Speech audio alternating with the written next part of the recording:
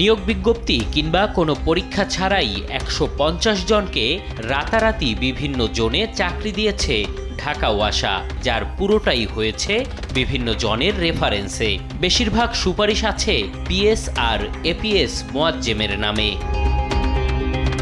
বাদ পড়েননি বৈষম্যবিরোধী ছাত্র আন্দোলনের সমন্বয়করাও। ৬ জনের নিয়োগ দেওয়া হয়েছে সমন্বয়ক তৌহিদের সুপারিশে। সমন্বয়ক নুসরাত তাবাসসুম ও নাজবুলের নামও আছে রেফারেন্সদাতার তালিকায়।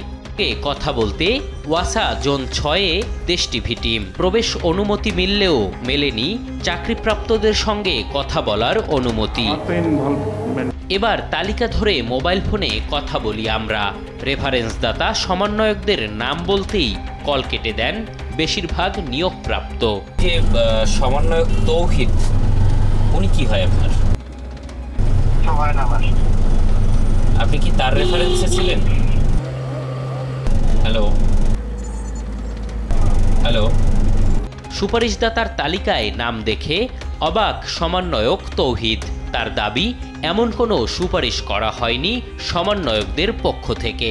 এখন যদি আমাদের নাম এখানে আসে তাহলে এটা ওয়াসা কর্তৃপক্ষ জানবে যে কেন আমাদের নাম আসলো। তাহলে কি সমন্বয়ক আর পিএস এপিএস এর রেফারেন্সের আড়ালে ফায়দা লুটছে খোদ ওয়াসা?